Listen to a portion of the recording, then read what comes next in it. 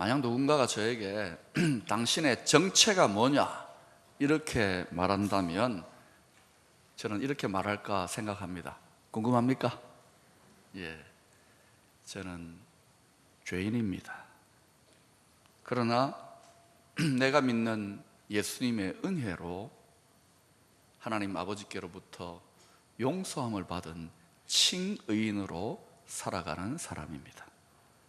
저는 그렇게 생각하며 살아가고 목회하고 있습니다. 우리가 일상생활에서 흔히 하는 말이 있습니다. 나무를 보되 뭐는 보지 못해요? 숲은 보지 못하고. 또 거꾸로 숲은 보지만 뭐를 못 보는 경우가 있습니까? 나무를 보지 못하는 경우가 있습니다. 나무와 숲을 동시에 봐야 정확하게 이해할 수 있죠. 지금 인근에 제선충, 소나무 제선충병이 지금 유행입니다. 이게 참 방제 예산도 부족하고 하니까 속수무책으로 지금 어려워 빨리 추워지는 수밖에 없어요. 그런데 이 제선충병 산속을 거닐면서 나무 사이를 돌아다닐 때는 그 나무가 그 나무 같아요. 그래서 잘 몰랐어요. 근데 바깥에 차를 타고 가다가 숲이 보이니까 그 병든 나무는 새까맣게 타들어서 죽어가는 거예요. 초록색으로 꽉 들어차 있는 곳에서 갈색으로 새까맣게 타들어가는 거 보니까 이게 너무 선명한 거예요. 아, 이게 심각하구나. 나무도 봐야 되지만 숲도 봐야 되고, 숲도 봐야 되지만 나무도 볼 때 모든 만사를 정확하게 이해할 수 있는 거예요. 성경도 마찬가지입니다. 그렇다면 이 하나님의 말씀인 성경의 나무는 뭘까요? 여러 가지 나무가 있지만 그 중에 가장 중요한 나무가 뭐냐 하면은 바로 하나님의 율법이라고 하는 나무입니다. 율법은 613가지, 모세 10계명만 율법이 아닙니다. 다 헤아려 보면 하라 하지 말라가 613가지나 됩니다. 거기에 유대인들은 또 더 많이 덧붙여 가지고 수백, 수천, 수만 가지로 만들어 놓았습니다. 탈무드니 뭐 미드라시 뭐 온갖 종류의 책으로 율법을 적용하기 위해서 그러니까 막 수백, 수천 가지 613가지 나무가 수억 그루가 됐습니다. 율법이라고 하는 나무입니다. 그러나 그 율법이라고 하는 나무만 들여다보고 성경을 이해하면 실패합니다. 성경 전체를 이름 짓는 말이 구약과 또 무슨 약요? 신약, 예. 한약과 양약, 그거는 다르죠. 이 약이라는 건 약속입니다. 성경 전체를 관통하는 숲으로서의 그러한 시각을 가질 때 성경은 약속의 책입니다. 어떤 약속이냐? 사랑이신 하나님이 죄범한 인생들을 끝까지 사랑하셔서 구원하시기 위하여 예수 그리스도를 예비하셨다, 구원자 예수 그리스도를 예비하셨다가 십자가에 못 박혀 돌아가시게 하시고 부활하신 그 예수를 믿으면 누구든지 다 구원받는다. 이 구원의 약속, 구원의 복음, 이 하나님의 사랑의 정신을 성경을 통해서 읽어내면 성경이라고 하는 거대한 숲을 바르게 이해한 거예요. 율법이라고 하는 나무에만 집착하면 실패합니다. 또 하나님의 구원의 복음만 또 숲만 봐도 안 됩니다. 율법과 복음, 복음과 율법, 나무와 숲, 숲과 나무를 동시에 이해하게 될 때 하나님이 성경을 통하여 우리에게 전해주고자 하는 계시의 교훈을 우리가 바르게 이해할 수 있다 이것이죠. 그러면 바울 당시에 누구든지 예수 믿으면 구원 얻는다고 하는 이 예수의 복음, 새로운 언약의 복음, 이 복음에 대해서 가장 강력하게 대적하는 세력들이 있었어요.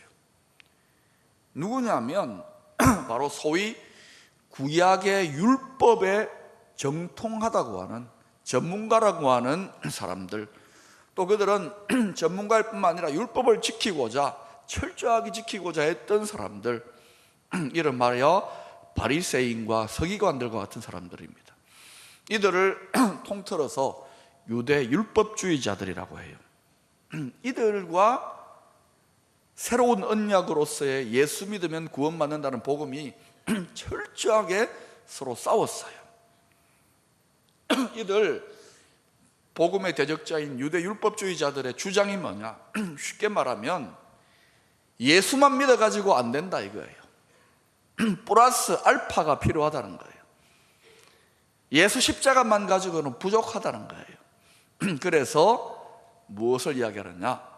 율법도 다 지켜야, 율법을 지켜야, 행위가 따라가야, 예수 믿음에 대해서 행위가 따라가야 믿음과 행위로 구원받는다. 아멘일까요? 여러분, 이게 너무너무 매력적인 가르침이에요. 우리는 오직 믿음으로 강조하니까 우리가 얼마나 영악합니까? 믿습니다, 아멘 하고는 너무 쉽게 신앙생활을 하려고 해요. 행동이 안 따라오니까. 그러니까 뭔가 믿음이 틀린 거 아닌가? 아니에요. 우리가 하나님의 구원을 얻는 것은 오직 믿음으로인 줄로 믿습니다. 여기 믿음으로 부족하니까 여기에 뭔가 자꾸 더하려고 인간의 행위를 더하고 인간의 자기의를 더하고, 이거는 놀랍게도 가장 효과적이고 가장 끈질기고 가장 강력한 복음의 원수요 하나님의 대적자라는 것을 알아야 됩니다.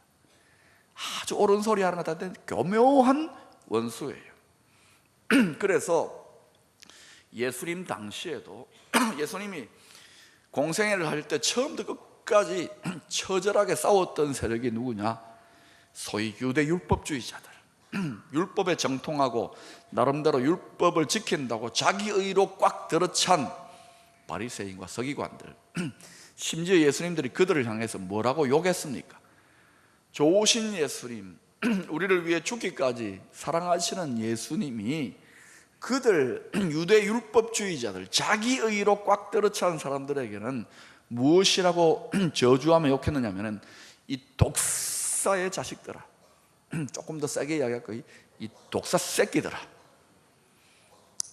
여러분, 이 말은 우리나라의 그러한 욕의 그런 계열로 분류해 보면, 개 계열로 분류해 보면은 뭐라고 합니까? 이 개의 자녀분들아, 이런 뜻입니다. 이 천벌을 받을 놈들아, 이 쳐죽일 놈들, 쳐죽일 분들아, 이런 뜻이에요. 강단에 사는 용어로는 적당하지 않은데, 이게 얼마나 엄청난 욕입니까? 저주입니다. 왜요? 하나님의 원수예요. 복음의 대적자이기 때문에. 하나님이 인류를 위해 구원해 놓으신 놀라운 새로운 언약, 구원의 길을 가로막는 자들이기 때문에. 종교적인 의로움을 타고 들어온 복음의 원수들이요 대적자들이기 때문에 그렇습니다. 이 세상에는 사람 안의 가능성을 두는, 구원의 가능성을 두는 수많은 종교 철학 가르침들이 있습니다. 깊이 통찰하셔야 됩니다. 그 깊은 곳에 정체가 뭐냐? 의로워 보입니다. 착해 보입니다. 지혜로워 보입니다. 그러나 하나님의 의, 오직 예수를 믿는 하나님의 구원법에 대해서 회방꾼이라는 사실을 아셔야 됩니다. 예수님은 별명이 있었어요. 복음서 읽어보시면 어떤 별명입니까? 죄인들의 뭐예요? 심판자? 죄인들의 친구. 이상한 별명입니다. 이건 진실이에요. 왜? 모든 사람이 죄인이라고 하나님이 그렇게 판단하셨기 때문에 예수님이 죄인의 친구가 되시지 않으면 모든 사람을 건질 수 없습니다. 그런데 그 죄인의 친구이신 예수님에게 바리새인과 서기관들, 유대 율법주의자들은 자기 의로 꽉 들어차가지고 하나님의 율법을 맡았는데 거룩하다고 종교적인 의로움으로 꽉 들어차가지고 예수님을 상대했어요. 예수님은 죄인의 친구인데 그들은 자칭 의인들입니다. 친구 될 수 있습니까? 없습니까? 없어요. 그래서 그들은 독사 새끼들아, 복음의 원수 예수님의 대적자였던 것입니다. 사랑하는 여러분, 여러분이 예수를 믿고 점점 자기가 의로워진다 생각하면은 여러분은 자기도 모르는 함정에 빠지는 거예요. 우리가 실제로 예수 믿고 교회 생활하면 과거에 술, 담배하고 못된 짓하고 죄 지었을 때 그거 점점 줄어들잖아요. 그러다 보니까 내가 이제 예수 믿고 새 삶을 살았다, 착한 삶을 살았다, 의로운 삶을 살았다, 내가 상당히 의로워졌다. 그 의의 정체가 뭐냐면요, 자기의입니다. 아무리 그렇게 여러분이 사셔도 구원받을 자격이 있습니까? 없습니까? 없어요, 그것으로는. 그런데 마치 그렇게 이제 좀 착해지면, 의로워지면 구원받을 자격이 있는 것처럼 착각해요. 자격이 있어, 다 이렇게 생각하기 때문에, 자격이 있다고 생각하기 때문에 겸손하지 못해요. 감사하지 못해요. 은혜를 몰라요. 그래서 고개를 빳빳하게 드는 거예요. 신앙생활 열심히 하면 더 의로워지는 것이 아니라 성령의 감동, 깨닫게 하시는 지혜로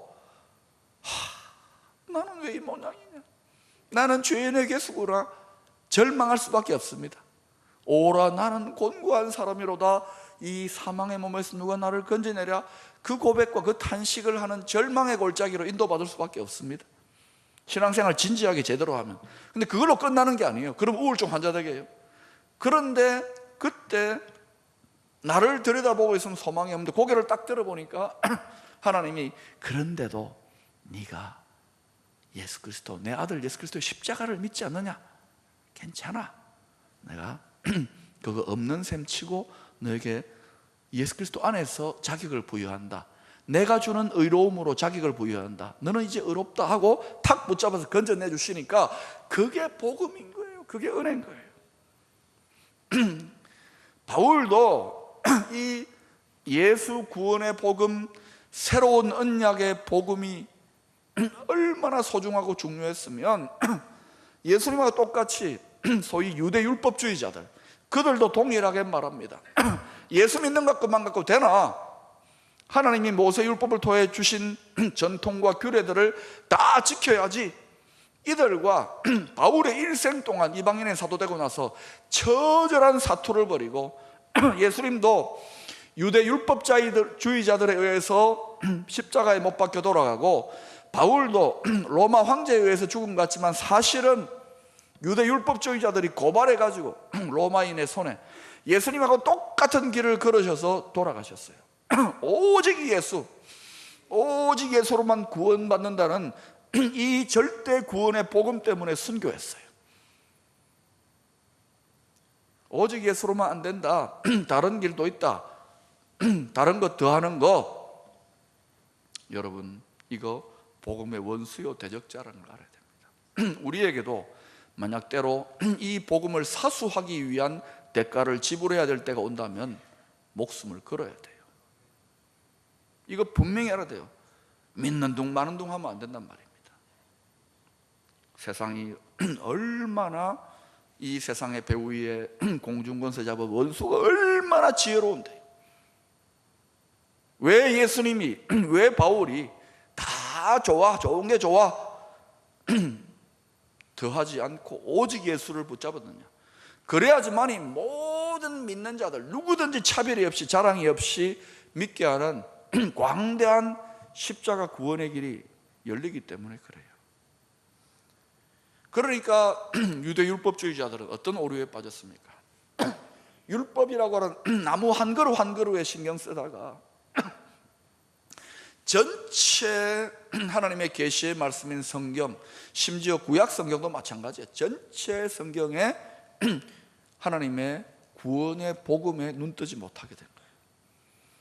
율법과 복음, 복음과 율법, 나무와 숲, 숲과 나무를 동시에 이해할 때 하나님의 계시의 말씀, 구원의 도리를 제대로 깨달을 수 있는 거예요. 그렇다면 사람이 율법이라고 하는 나무를 정직하게 하나님의 분량대로 들여다보고 있으면 어떻게 결론이 나야 되느냐면은, 나의 힘으로는 구원받을 수 없구나.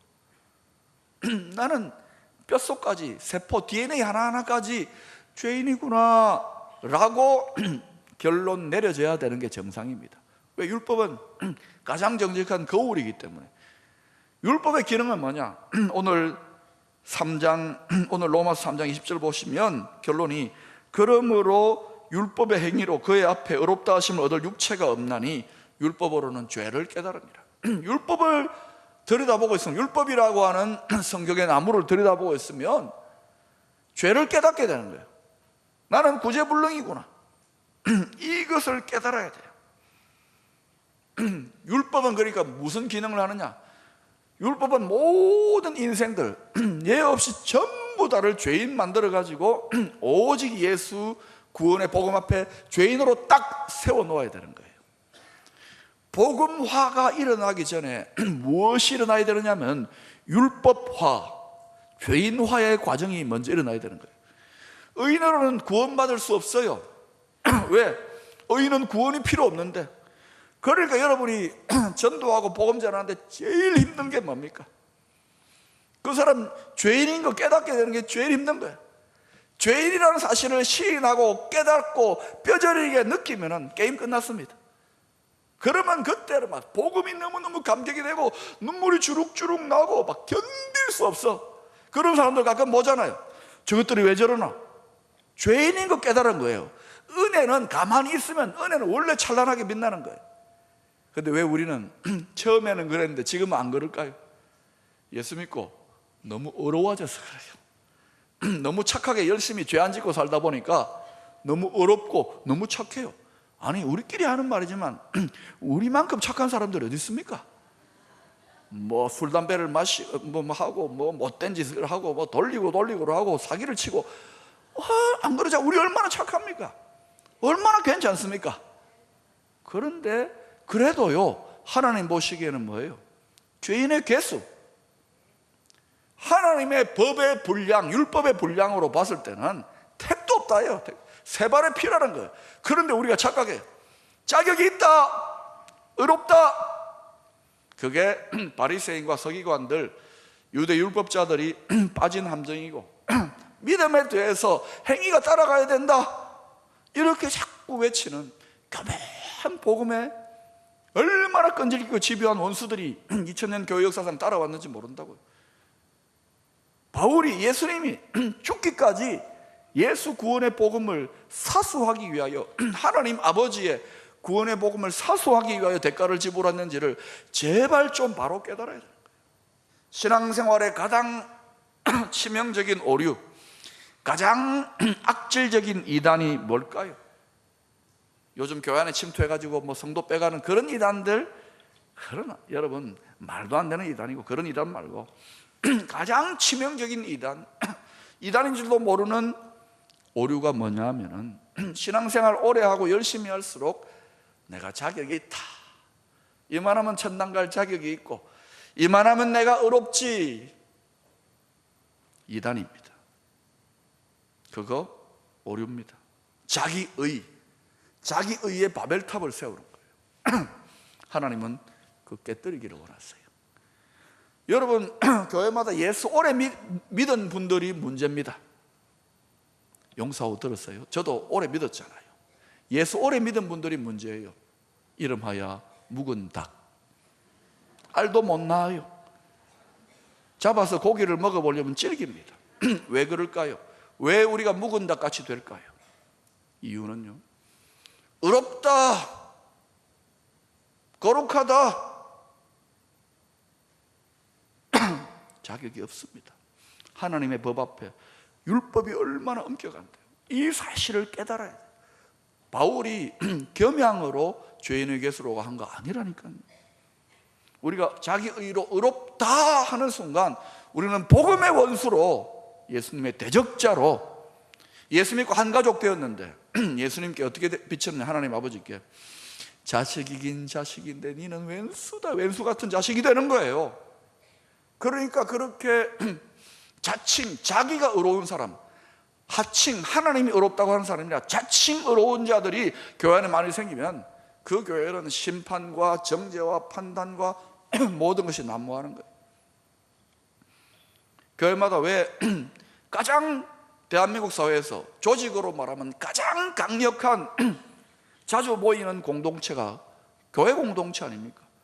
죄인들끼리 모여가지고 치고받고 싸우니까 그런 거예요. 그런데 이 죄인들이 의인이다 하고 하나님의 법으로 막 치니까 이 종교전쟁, 신앙전쟁은요 끝간데 없는 거예요.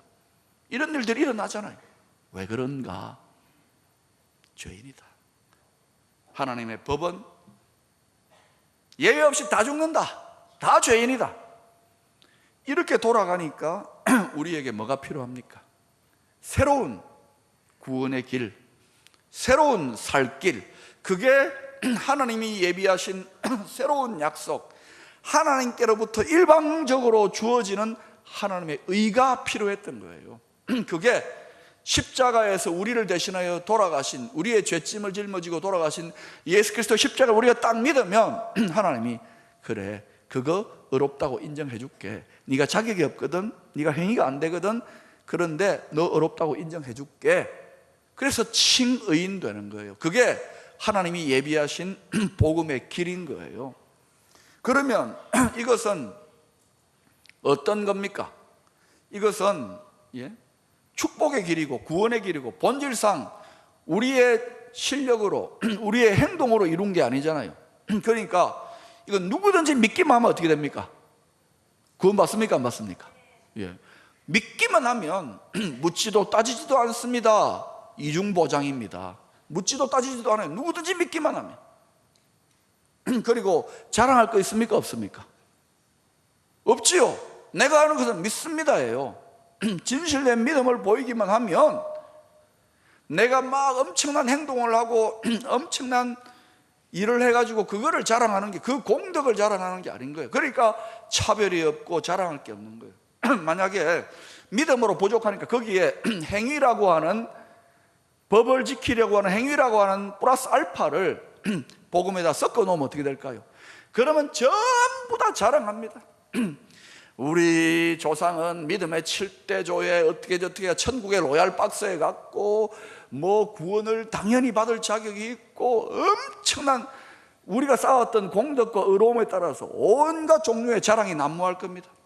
자랑할 거 없어요. 또 어떤 게 있습니까? 차별이 생길걸요. 이 사람은 11조 성도, 이 사람은 장로 성도, 이 사람은 1시간 기도 성도, 저 사람은 3시간 기도 성도. 우리 신앙의 분량과 헌신에 따라 다 차별이 날걸요. 그러나 구원의 문제, 천국 백성 되는 신분의 문제에 있어서는 차별이 없고 자랑할 게 없어요. 은혜인 거, 완전히 은혜, 철저한 은혜. 여기에다가 뭔가 플러스 알파를 더하는 것은 그 은혜의 대적자요, 은혜의 원수라는 사실을 알아야 되는. 하나님이 사람이 할 말이 없게 만들려고 누구도 인간적인 자랑 못하게, 인간적인 요소가 들어가지 못하게 오직 구원만큼은 딱 하나님이 오직 예수의 복음으로 붙들어 놓은 거예요. 이 진리를 성령의 감동으로 바로 꿰뚫어야 되는 거예요. 이것은 뭐 신학 공부를 많이 한다, 논문을 많이 쓰고 세상적인 지식을 많이 한다고 깨닫는 게 아니에요. 하나님의 계시의 말씀, 나무와 숲과 나무를 다 통찰하고 바라보면 결국은 이 인류 역사의 세상의 운명과 개인의 나아갈 길이 하나님의 법 안에서 다 열리는 거예요.